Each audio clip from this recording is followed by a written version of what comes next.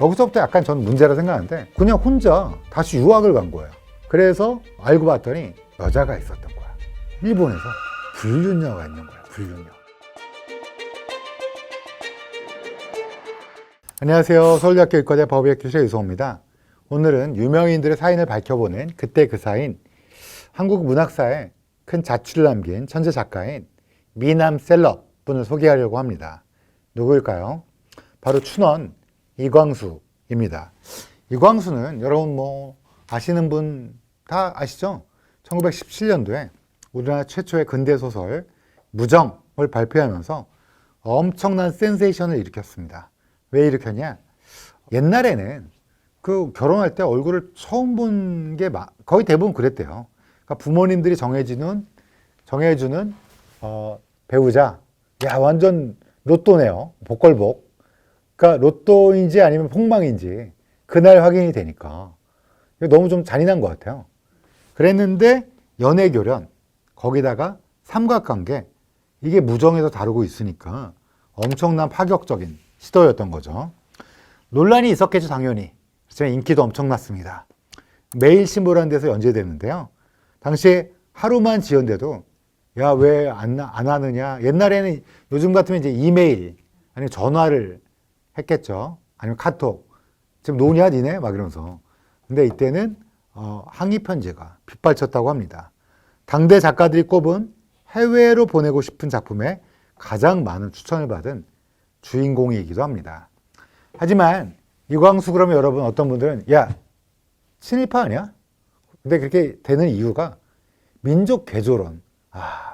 이거 아마 일본이 패망할지 모르고 그 왜 우리 그 영화 보면 일본이 패망할지 몰라서 여기 한 방 막 이런 거 있잖아요. 아마 그랬나 봐요. 그 창씨개명을 또 주변 사람들의 권고해서 지탄을 받았습니다. 이광수는 1950년 58세의 나이로 사망을 했는데 이유가 뭘까? 저희가 한번 살펴봤습니다. 이광수는 1892년 3월 4일 평안북도 정주군에서 사남 2녀 중에 넷째 아들로 태어났습니다. 야, 엄청 귀염받았겠네요. 그렇죠?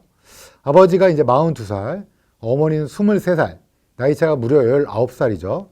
아버지가 아내와 두 번이나 사별하고 세 번째 부인을 맞았던 거라고 합니다. 그러다 보니까 집이 워낙 가난했고 아버지가 땅 없이 농사짓는 소장농이었으니까 애들은 많지. 그러니까 어머니가 뽕나무 잎을 도둑질해서 애를 키울 정도로 집안이 가난했다고 그래요. 근데 더 문제가 11살 때, 이광수가 11살 때 부모가 모두 콜레라로 사망했습니다. 당시 위로 친형 3명이 일찍 죽고, 그러니까 4남인데 남자가 다 죽은 거예요, 위에 형이. 그리고 여동생 2명이 있었던 때인데 하루아침에 어린 여동생이, 그러니까 장남이 된 거죠. 원래 4남에서 막내 동생이었는데 여동생만 잘 돌보면 될 줄 알았는데 다 돌아가셔갖고 이제 가장이 됐습니다. 그래서 친척집을 전전하게 됐고, 그러다 보면 이런 역경을 겪게 되면 어떻게 되죠? 사람이 눈칫밥도 그리고 철이 들죠. 그래서 인생이 깊어집니다. 더 이상 폐를 끼치면 안 된다는 생각에 동생들을 두고 서울에 와서, 그때는 이제 경성이었겠지. 그래서 거기 와서 상점 종업원을 전전했습니다. 근데 여러분 아시다시피 11살 때 죽고 부모님 돌아가시고 지금 여동생 2명인데 얘네들 키워야 돼. 근데 막 친척집 돌아다니는데 친척집도 가난하니까 야, 너네 안 가냐? 막 이러는데 그러니까 동생들 먹여 살리려고 이제 한 13살, 14살에 취직을 해요. 13살, 14살이면 중학생. 철은 들었다고 그래도 얼마나 서글펐겠어요. 힘들고. 그러다 보니까 자연스럽게 건강이 나빠졌다고 합니다. 그때 생긴 게 이제 이럴 때 디폴트로 생기는 게 폐렴이란 결핵이에요. 일단 잘 못 먹으면 폐렴에 걸리고요. 당시에 결핵, 창궐했으니까 결핵으로 죽은 사람이 너무너무 많았어요. 그래서 어떻게 됐냐? 병원에 가서 치료를 받았으면 좀 나았을 텐데 치료도 못 받고 또 그냥 되게 힘들게 지냈죠. 근데 그때 민족 종교라고 불리운 천도교라고 있잖아요. 천도교인이 이런 이광수를 따뜻하게 위로를 하게 돼요. 그러니까 이제 누군가 나에게 이렇게 따뜻하게 해준 건 이분이 처음이야. 이렇게 느끼면서 이제 천도교에 입교하게 됩니다. 그러면서 이제 천도교단에서 서기를 맡았는데요. 이게 이제 이광수의 인생의 전환점이 됩니다. 서기를 하다 보니까 이제 막 글도 쓰고 이러는데 글을 잘 쓰는 거예요. 뭐 서기면 회의록 아니면 뭐 회사에서 뭐 하는 것만 쓰면 되는 거 아니에요? 근데 똑똑한가 봐요. 글을 잘 썼어요. 그리고 엄청 일을 잘하니까 이제 주변 사람들이 얘 똑똑한데 좀 어린데 좀 아깝지 않니? 막 이런 얘기를 하니까 점점 더 후원이 생겼고 1번 도쿄. 그러니까 이제 동경까지 유학을 가게 됐습니다. 그때 당시에 이제 한일합방 전이니까 그래도 일본이 영향력이 셌을 테니까 동경에 갔다는 건 저 멀리 해외 유학 가는 거였죠. 결론적으로 이후에 1910년 우리나라가 이제 일본의 식민지 한일합방이 됐죠. 그러면서 이제 귀국하게 됐고 당시 오산학교의 선생님으로 일을 하게 됩니다. 이때가 19살. 그러니까 일찍 나이에 부모님 조실 부모하고 그다음에 가난하게 살다가 또 천주교에 입교하게 되면서 똑똑함이 발현이 됐고 그러면서 유학까지 갔다 왔어요. 벌써 오랜 세월이 지난 것 같은데 이제 19살인 거예요. 그래서 어떻게 되냐? 선생님이니까 1등 신랑감.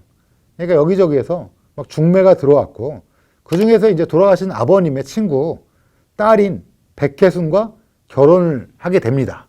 그러니까 아빠 친구가 똘똘하고 그러니까 우리 딸이랑 결혼해야 이랬는데 결혼해보고 보니까 이게 제 생각인데 이 백혜순이란 분이 마음에 안 들었나 봐요. 뭐 이렇게 외모라든지 이런 게. 그래서 어떻게 됐냐? 첫날 밤부터 이제 좀 안 좋았다고 해요. 그러니까 아마 제 생각에는 이광수 그분이 처음 봤나 봐요, 그날. 그렇죠? 그러니까 아버지 친구분이 결혼해. 선생님 이제 결혼할 때 됐으니까 내 딸 괜찮아. 근데 딱 보니까 으악! 하면서 이제 이렇게 된 거죠. 그리고 어떻게 됐냐? 여기서부터 약간 전 문제라 생각하는데 그냥 혼자 다시 유학을 간 거예요. 보통 결혼했으면 그래도 이 사람이 내 사람이구나. 뭐 자기가 결혼한 건 자기가 한 거니까. 근데 이제 놔두고 유학을 가버립니다. 이때 이제 한국의 독립운동단체인 신한청년당에 가입하게 되는데요. 이 단체는 사실은 뭐라 그럴까요? 대한민국 임시정부의 주축이 되는 기본 단체였던 거예요. 이 단체의 활동 자금을 모으려고 와세대 대학에 다니면서 매일신보에 무정 소설을 연재하게 됩니다. 그래서 엄청난 히트를 치게 된 거죠. 그 인기가 아까도 말씀드렸지만 잠깐 문맹이 당시에 우리나라의 80%예요. 글을 읽는 사람이 그렇게 많지 않았던 시절이죠. 한 1000만 됐나요 그때? 1000만도 안 됐을 것 같은데. 근데 그 당시에 만부가 팔렸대. 만부. 지금도 만부 팔면 베스트셀러예요. 여러분 뭐 출판계에서 요즘 만부 팔면 베스트셀러 진짜입니다. 그러니까 그 당시를 생각하면 이거 어마어마한 거야. 그래서 1917년 1월 1일부터 6월 14일까지 126회 연재분이 이제 무정이 된 거죠. 근데 이제 이 무정은 뭐냐? 중매 결혼이 전부였는데 그 당시에는 삼각관계, 자유연애 이렇게 나오니까 사람들이 열광하게 된 거고 그래서 한국 최초의 근대 소설이라고 부르는 이유도 이런 새로운 가치관이 들어온 게 된 게 좀 영향을 좀 준 게 아닌가 뭐 이런 생각이 들고요. 결론적으로는 스타가 돼요. 이광수는. 지금도 이광수도가 스타 있지 않나요? 광수? 네. 그러니까 이광수라는 이름이 좋은가 봐요. 그래서 이광수 이 소설가는 20대 중반에 장안의 스타가 됩니다. 뭐 물론 폐렴이랑 결핵일 알코올이 있었지만 또 밥도 잘 먹을 것 같고 왜냐하면 돈을 많이 버니까 그리고 이제 먹지 않아도 배부른 인기를 얻게 됐으니까 너무 좋고 어느 정도 인기였냐? 사생팬이 있었어요. 사생팬 어떤 거냐? 집에 팬이 찾아와서 막 서명을 받으려고 하고 이광수의 집 근처에서 막 노숙을 하면서 막 선생님 막 이러면서 작가님 막 이러면서 막 이런 사람이 있을 정도였어요. 지금의 이제 뭐 어마어마한 인기 스타인 거죠. 당시에 뭐 누릴 게 많이 없었으니까. 근데 이제 문제는 아내가 있잖아요. 백혜순 씨 아내가 있는데 이제 이분이 무정을 쓴 데는 다 이유가 있겠죠. 하고 싶거나 하고 있거나 그렇죠? 그래서 알고 봤더니 여자가 있었던 거야. 여자가. 근데 문제는 이혼을 안 했어. 조강지처가 버젓이 있는데 일본에서 불륜녀가 있는 거야. 불륜녀. 그 당시 그러면 그 불륜녀는 누구냐? 일본 여자냐? 그게 아니고 여러분 다 아는 분이에요. 국내 1호 서양 화가 그 유명한 나혜석입니다. 나혜석. 너무나도 유명한 분이죠. 나혜석님. 그렇죠? 수원의 명문가 출신인 나혜석. 당시에 일본으로 딸을 유학 보내는 건 지금으로 따지면 어마어마한 부자예요. 그러니까 수원의 갑부죠.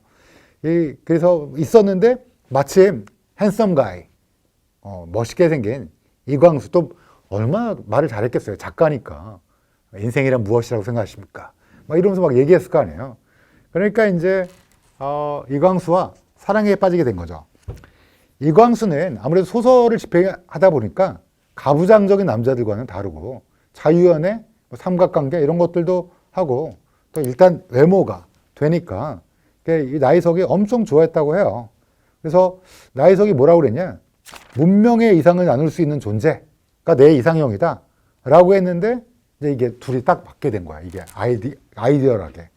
그래서 한눈에 반해서 결혼을 꿈꾸게 되는 거예요. 서로. 근데 문제는 이광수가 일단 잘생겼잖아요. 잘생기니까 한 명만 있었을까? 갑자기 의구심이 들지 않아요? 또 있었습니다. 도쿄 여자의학전문학교 의대를 다니는 여성 허영숙 씨. 이분도 되게 유명한 분이에요. 우리가 여러분 잘 모르시겠지만 굉장히 유명한 분이에요. 그러면 막 둘이 이제 삼각관계냐? 이러면 좀 난데, 야, 이광수 이 사람 요일별로 달리 만났다. 월수금 나혜석, 화목토 허영숙. 야, 이거는 어떻게 생각하십니까? 근데 또 천은 따로 있어. 본천은. 언제 만나지? 응? 천은 언제 만나지? 아, 일본에 있을 때니까. 그러니까 일본에 있으니까 천은 안 만나죠. 그리고 천은 첫날에 윽 하고 이제 떠났잖아요. 좀 아니죠, 이건. 근데 하지만 다행히 오래 가지 않았습니다. 왜냐하면 나혜석 주변에 있던 오빠가 야, 걔 얼굴만 뺀지르하지 걔 아니다. 뜯어 말렸고요. 또 유부남이잖아요. 일단 아무리 사랑한다 그래도 이건 불륜이잖아요. 거기다가 결핵 환자 콜록콜록 피를 막 하니까 아무래도 병이 있는 남자를 좋아하기는 상대적으로 좀 어려운 게 있죠. 결론적으로는 이광수가 인기는 많았는데 나혜석과는 자연스럽게 헤어지게 되고 허영숙한테 이제 올인을 하게 됩니다. 그래서 1918년 9월에 이광수는 본처 백혜순과 이혼했습니다. 근데 난 이 백혜순님이 너무 안타까워. 첫날 딱 보고 바로 떠나버린 거 아니에요. 그리고 갑자기 이혼. 이 당시에 이 여성분이 받았을 어떤 뭐라 그럴까? 이건 좀 아니지 않나? 이건 좀 아닌 것 같아요. 결론적으로는 일본에서 유학 비용을 막 백혜순 씨가 그래도 남편이니까 막 참기름을 짜서 팔고 막 이래갖고 대줬는데 이게 이제 인간이 할 도리인가? 첫날 바로 이혼했어야지. 자기는 일본에서 두 여인과 즐기면서 여자의 돈을 받아 쓰고. 근데 이제 여러분 딱 의문이 드는 게 있죠. 아니 허영숙 씨는 의대생 아니에요, 의대생. 우리 여자가 의대 다닌다는 건 뭐 그때 시대에는 어마어마한 거였고. 그리고 결핵. 왜 결혼했을까? 허영숙이 아무리 그 의대생이지만 1910년대에 생각하면 지금 아이나 리팜피신 뭐 이런 게 안 나왔기 때문에 그냥 죽는 병이었어요. 좀 많이 앓다가. 그리고 영양 상태가 탄단지 뭐 요즘에 영양 이렇게 잘 안 돼 있었으니까 결핵균이 쉽게 감염되는 사람들, 그래서 결핵균이 몸속에서 활동을 많이 하고 뭐 이렇게 되는 거니까 솔직히 말하면 오래 못 사는 폐병, 그리고 낫는 사람이 몇 안 되는 폐병 이렇게 생각하면 될 정도로 김유정도 이 폐병으로 사망했잖아요. 그래서 1918년도 조선 총독부령 제4호로 폐결핵 예방에 관한 건 공포에서 격리 수용까지 시킬 정도로 공포의 질병이었습니다. 근데 이제 이론이 폐결핵에 대해서 인식이 안 좋았어요. 근데 허영숙 씨가 폐결핵에 걸린 그리고 한 번 이혼한 남자를 데리고 온 거예요. 집안에서 어땠을까요? 친정엄마가 야, 너 죽고 나 죽자 막 이랬을 거가 눈에 뻔하죠. 심지어 알아봤겠죠. 이 남자가 그때 어떤 남자인가? 그냥 이혼남이 아니라 파렴치하잖아요. 약간 솔직히. 제가 이 말까지는 안 하려고 그랬는데 제가 무정 재밌게 읽어서 무정, 유정 둘 다 재밌게 읽었는데, 근데 이건 좀 아니잖아요. 그리고 이제 사실 아들이 있었어요. 아들이 있는데, 근데 아까 하룻밤만 지내고 갔다면서요. 하룻밤에도 생깁니다. 그러니까, 생각해보면, 우리 딸, 저기 미국 하버드에 보내놨는데, 몸이 안 좋은 남자. 근데 봤더니, 아이도 있어. 이혼했어. 근데 이혼 과정을 내가 흥신소에 물어봤더니, 파렴치해. 자, 그러면 어떤 부모가 이걸 하겠냐? 뭐 이렇게 생각할 수 있겠죠. 또 허영숙은 서울 사람이고, 또 아까 이광수는 평안도 사람이잖아요. 근데 지금은 평안도가 북한이라 우리가 지역 감정을 알 수 없지만 옛날에는 좋게 평가 안 하던 지역이었나 봐요. 왜? 아이, 저 지역 사람, 못 써. 괜히 그렇게 얘기하는 거 있잖아요. 그러니까 그렇게 얘기하는 지역이었나 봐요. 결론적으로 부잣집 딸이 서울에 근사한 집안인데 저기 좋은 지역이 아닌 애가 나타나고 모든 게 최악이었던 거죠. 그럼에도 불구하고 왜 결혼하려고 그랬냐? 허영숙이 사랑했으니까. 허영숙 씨가 너무 이광수를 사랑했어요. 당시 모친의 돈 거금 2,000원을 훔쳐서 이광수와 북경으로 도피 행각을 벌입니다. 이 얘기 딱 들으면 어떤 생각이 드세요? 별짓을 다 하는구만. 왜 이런 생각이 들죠? 그렇지만 사랑하는 사람들은 이게 지금 나의 모든 장애물을 극복해야 돼. 엄마도 장애물이야. 그러니까 엄마 돈 몇천만 원을 훔쳐서 지금 돈으로 몇천만 원을 훔쳐가고 튄 거예요. 그 약을 사들고 이광수를 막 돌보고 그리고 막 정성 들여 막 맛있는 거 해주고 이러니까 어떻게 됐냐? 건강을 회복한 거예요. 그리고 1921년 이광수와 허영숙은 결혼했습니다. 뭐 우여곡절은 있었지만 어찌됐든 결혼까지 꼴이네요. 여러분 제가 가끔 얘기한 것 같은데 사실 건강은 배우자를 누구를 만나느냐 그 여성도 남성도 그래요. 그래서 유명한 게 배우자가 둘 중에 아무나 사망해도 기대 수명이 짧아져요. 그러면 평균 수명이 잘못 알고 계신 게 여자는 남자가 빨리 죽으면 오래 산다고 생각하는데 그렇지 않고요. 그게 원래 여자가 나이가 적고 남자보다 원래 여자가 남자보다 평균 수명이 길어요. 그게 겹쳐지다 보니까 그렇게 생각되는데 좀 짧아집니다. 이광수는 좋은 배우자를 만나서 낳게 된 거죠. 그런데 이제 결혼 생활은 어땠을까? 이제 행복하게 오래오래 살았어요. 이러면 참 좋은데 이광수의 딸 인터뷰를 보면 알 수 있습니다. 어머니는 생전에 아버지를 많이 구박했지요. 어머니는 강한 성격이었고 가족을 위해서 물불을 안 가렸지요. 자신이 운영하는 산후원에서 일을 잘 못하고 말을 안 듣는 의사나 간호사의 뺨을 때리기도 했어요. 야, 이분 장난 아니죠, 성격이. 소설의 주인공 돼도 좋을 캐릭터였죠. 흥미로운 일생을 사셨어요. 아버님이 꼼짝 못했어요. 이광수 씨가 임자를 만난 겁니다. 이게 이제 이제 전문직 여성, 그리고 뭐야? 이러면서 이런 분을 만난 거야. 허영숙이 이제 주도적인 관계를 하는데 문제는 이때가, 생각해보세요. 1920, 30년대, 40년대예요. 이때는 당연히 남자가 반발이 있었겠죠. 그렇지만 어떻게 됐냐? 끝내 20년을 살다가 이혼하게 됩니다. 근데 누가 이혼을 신청했을까요? 허영숙 여사님이. 야, 얘랑 못 살겠다. 나가! 이러면서 이광수를 쫓아내게 됩니다. 근데 왜 쫓아냈을까요? 네, 허영숙 님이 이광수의 친일 행각을 참을 수가 없었던 거야. 야, 이제 우리 박수 쳐줄 수 있죠. 허영숙 님이 다 참았는데 너 친일이야? 그래서 쫓아낸 거예요. 야, 내가 너 무능하고 너 바람기 좀 있는 거 아는데 야, 친일을 못 참겠다. 이렇게 얘기한 거야. 원래 이광수는 독립운동가였잖아요. 아까 기억하시면 신한단체, 청년단체에서 임시정부의 모체가 되는 그런 단체 중에 하나인데 거기서 활동하다가 갑자기 180도 변해갖고 친일 생각을 한 거죠. 그럼 왜 친일로 돌아섰을까요? 아까 1918년에 본초와 이혼한 다음에 허영숙과 북경으로 도피 행각을 벌였잖아요. 그때 이제 그 당시에는 세계 제1차 세계대전이 종전되고 약소민족의 독립과 자주적 결정을 존중해야 한다는 윌슨 대통령의 민족 자결주의가 재창이 되던 때였어요. 그래서 이분이 이걸 듣고 독립운동가 출신이니까 야, 민족 자결주의 하고 대거 급히 북경에서 다시 우리 돌아오게 됩니다. 한반도로. 그런데 나라의 독립을 위해서 급히 귀국했다는 점에서 굉장히 의미가 있고요. 또 그 다음 달 돌아오자마자 일본으로 건너와서 조선청년 독립단에 가담하면서 독립운동을 이제 치밀하게, 독립선언을 치밀하게 준비하면서 쉽게 말하면 독립운동을 한 거죠. 그래서 1919년에는 대한민국 임시정부에 참가해서 독립신문 발행을 하기도 했습니다. 여기 아마 사진이 나갈 텐데요.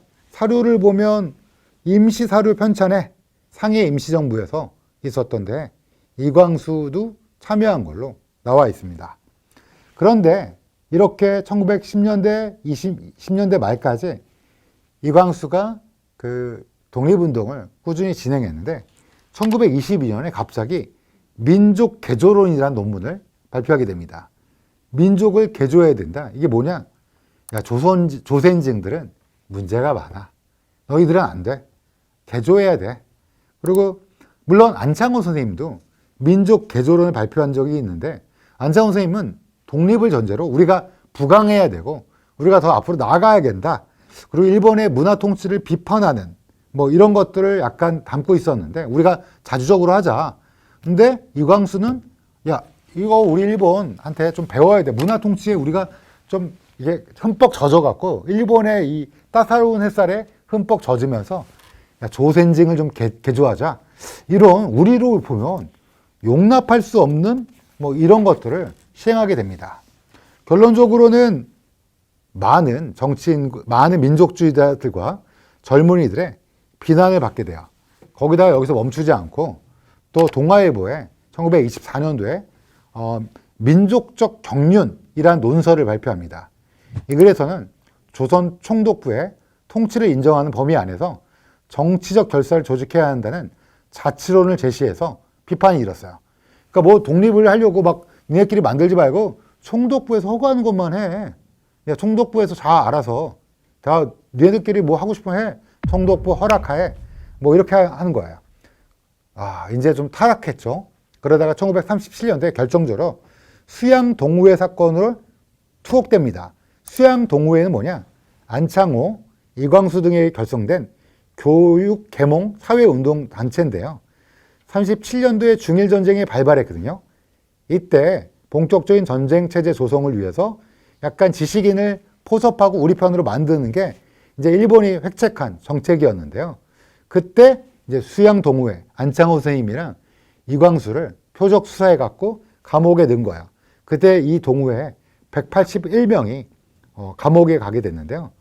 안창호는 그때 너무나 막 감옥에 갇히고 막 고문하고 막 이래서 순국하게 돼요. 굉장히 큰 사건이죠. 우리 안창호 선생님 돌아가실 정도면. 근데 이광수는 딱 투옥됐는데 안창호 선생님 돌아가셨는데 투옥에 지쳤나 봐요. 그리고 원래 약간 민족 개조론 뭐 이런 것 때문에 약간 일본에 조금 변절의 기미가 있었죠. 그러더니 반년 만에 병보석으로 풀려나고 난 다음에 이제부터 이제 본격적으로 반자이 반자이 막 이러면서 일본을 찬양하게 됩니다. 그래서 어용단체인 조선 문인협회, 이거는 친일파 문인들을 모아서 만든 협회인데요. 왜 조지훈, 박두진 뭐 이런 항거하는 이런 문인 말고요. 일본 뜻대로 일본 한국 시민이야 나가라. 결론적으로는 어용협회 회장이 된 거죠.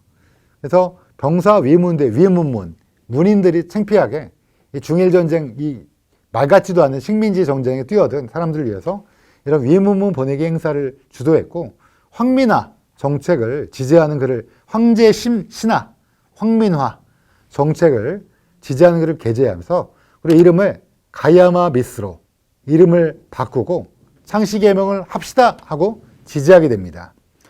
이럴 때 이제 허영숙 씨가 이거 뭐야?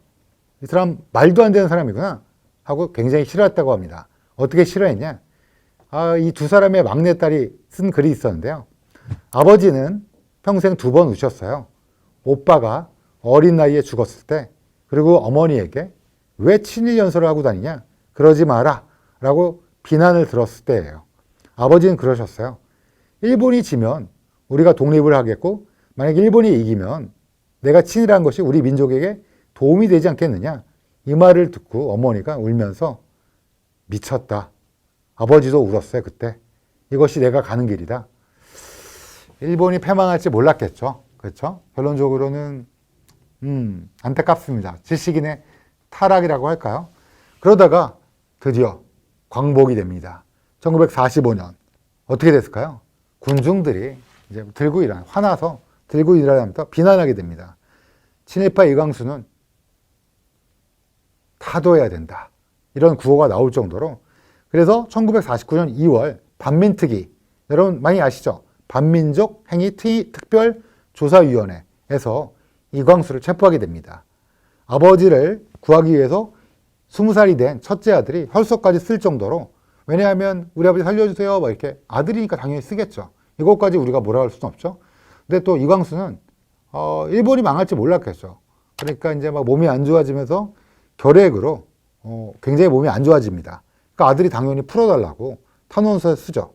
그러면서 병보석으로 풀려났고 불기소 처분을 받게 돼요.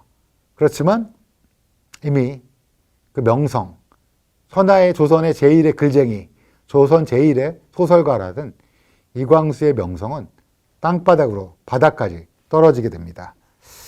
그래도 이제 전쟁이 났잖아요, 또 1950년도에. 그러니까 이제 북한군, 조선인민군이 들어오게 됩니다. 그러면서 이광수를 선전도구에 이용하려고, 좀 불행하기도 하네요. 일본이 이용하려고 했고 수양동호회에 잡혀갖고 고문했겠죠, 그때도. 그리고 또 북한군이 잡아가면서 선전을 이용하기 위해서 데려가면서 어떻게 될까요? 북한은 추워요. 그리고 이분이 이제 1892년생인데 이때 되면 거의 60 가까이 되잖아요. 그러니까 어때요? 너무너무 힘들게 돼요. 폐결핵으로 58에 1950년 사망하게 됩니다. 그래서 그의 무덤은 어디냐? 북한에 있습니다. 여기 나올 텐데 평양 용성구역 용궁 1동에 위치한 제북 인사들이 안장된 묘소에 리광수 선생이라고 해서 붙여 있다고 합니다. 1910년대부터 1950년대까지 30년 넘게 폐결핵을 앓으면서 공부를 하고 연애를 하고 소설을 연재하고 사설을 쓰는 등 일상생활이 과연 가능했을까요? 이광수는 와세다 대학에서 철학과 특대생으로 진급했지만 결핵 때문에 공부를 제대로 할 수 없었고 나중에 아내가 되는 의대생 허영숙이 간호를 했지만 완치가 되진 않았어요. 무시무시한 병이죠. 30년 동안 괴롭혔죠. 그럼 폐결핵은 어떤 병일까? 제가 나중에 폐결핵 전문가인 제 친한 내과 선생님을 모시고 한번 폐결핵을 할 시간이 있겠지만 간단하게 말씀드리면 결핵균이 침입하는 병이에요. 근데 얘가 만성 질병을 일으켜요. 여러분 보통 우리가 폐렴, 바이러스든 세균이든 폐렴이 걸리면 항생제로 치료하면 낫잖아요. 근데 옛날에는 폐렴에 걸리면 죽었어요, 많이. 왜냐하면 지금도 많이 돌아가세요, 폐렴으로. 근데 항생제가 없었으니까. 근데 결핵균은 그런 세균보다 약간 느려요. 천천히 가요. 근데 만성적인 질병을 일으켜요. 그러니까 30년 동안 이 사람을 끊임없이 괴롭힌 거죠. 결론적으로는 이 질병은 만성적인 감염병이라고 생각되고요. 폐에만 있는 건 아닙니다. 신장, 뼈, 여러 장기에 감염을 일으켜서요. 그냥 폐결핵이 가장 유명하지만 신장 결핵도 있고요. 뼈에도 결핵이 생겨서 문제가 생길 수도 있습니다. 여러분 우리나라에 그러면 지금 현재 이거 일제시대니까 지금은 없겠지. 그랬지만 우리나라가 2023년도에 결핵 환자가 1만 7천 명이 넘게 발생했다고 그래요. 이거는 이제 거의 개발도상국에서만 지금 발생하는 간암병이라고 불리는데 우리나라 같이 OECD 선진국에 속한 사람들이 이렇게 많이 걸린다는 건 사실 이 이 병에 대해서 많이들 모르셔갖고 그런 것 같아요. 이 병은 사실 지금은 어떠냐? 6개월만 약 잘 드시면 완치가 되고 혹시 완치가 안 되더라도 세컨 라인으로 의사의 처방만 잘 받으시면 완치되는 질병이에요. 근데 왜 이렇게 오랫동안 이렇게 많이 퍼져 있느냐? 사실 우리 정부는 오랫동안 노력해 왔어요. 여러분 어렸을 때 여기 조금 50대 이상인 분들은 크리스마스 실 혹시 모르시죠, 작가님은? 아세요? 크리스마스 시 아세요? 네, 학교에서 이렇게. 그게 계속 있었어요? 네네네. 있었구나. 지금도 아마 있기는 할 거예요. 네, 저희가 네. 크리스마스 시를 옛날에 저희 어렸을 때 많이 이제 판매하고 이게 이제 결핵 환자들을 위한 기금을 모집하기 위한 거였거든요. 그래서 앞으로 뭐 지금도 한다고 그러니 왜냐하면 지금도 결핵 환자가 많아요. 결핵 환자를 치료할 수 있는 방법은 의사의 말에 따라 호흡기내과 의사 선생님의 말에 잘 따라서 약을 잘 충실하게 드시는 건데 그게 좀 어려워요. 그리고 자기가 결핵인지 모르시는 분도 있어요. 뭐 오후에 피곤하고 기침이 잦고 가래가 나온다든지 뭔가 몸이 안 좋다. 그러면 가까운 병원에 가서 내과 병원에 가셔서 엑스레이를 찍어보시고 한 번쯤 진료를 받아보시는 게 좋을 것 같아요. 제가 근대 소설가 중에 아마 여러분 기억하시는 봄봄의 김유정 작가를 한번 얘기를 했을 거예요. 그때 그 김유정 작가가 사망 원인이 결핵이었어요. 그리고 여러분 천재 시인 근대 누구 생각나세요? 날자 날자 한 번만 더 날잤구나. 날개 이걸 쓴 소설가 이상 작가도 결핵으로 사망했습니다. 잘생겼어요. 다. 근데 이제 약간 하다면 결핵에 걸리면 마릅니다. 밥을 먹어도 결핵균이 해서 말라요. 원래 턱선 같은 게 잘 보려면 말라야 되잖아요. 그리고 이게 볼 같은 게 들어가잖아요. 그래서 저는 약간 결핵 걸린 사람이 예쁘게 보이기도 하고요. 파리해요. 그래서 결핵이 다 나으면 좀 투실투실해져요. 보통 사람이. 그러면 그 턱선, 그 경양미 이런 게 사라져서 그런 거 아닌가 싶지만 근데 그래도 실제로 사진을 보면 이상, 김유정 그리고 오늘 이광수 모두 잘생겼습니다. 근데 안타깝게도 모두 결핵으로 사망하게 됐다라고 하고요. 개인적으로 오늘 이광수의 이광수의 인생을 살펴봤는데요. 안타깝게 말년을 보내고 도산 안창호 선생님을 생각한다면 조금만 더 민족과 이걸 기다리고 믿고 했으면 어땠을까 하는 생각이 들고요. 또 6.25 전쟁, 우리 민족의 비극이 북한이 쳐들어오면서 여기에 끌려가면서 북쪽 어딘가 길 위에서 사망했다고 생각하면 좀 안타깝게 생각됩니다. 그래도 한때는 처음에는 독립운동가로 시작했고 안타깝게 친일파로 변절을 했지만 그래서 지금도 비판의 대상이 되기도 하지만 사실 그가 남겼던 소설은 우리나라 문학사에 큰 획을 그은 작품이 분명합니다. 그의 대표작 무정, 그가 변절하기 전에 썼던 소설, 이 소설의 가장 마지막 구절로 끝내겠습니다. 우리 땅은 날로 아름다워 간다. 우리의 연약하던 팔뚝에는 날로 힘이 오르고 우리의 어둡던 정신에는 날로 빛이 난다. 우리는 마침내 남과 같이 번쩍하게 될 것이다. 어둡던 세상이 평생 어두울 것이 아니요 무정할 것이 아니다. 우리는 우리의 힘으로 밝게 하고 유정하게 하고 즐겁게 하고 가멸게 하고 굳세게 할 것이다. 깊은 웃음과 만세의 부르짖음으로 지나간 세상을 조상하는 무정을 마치자.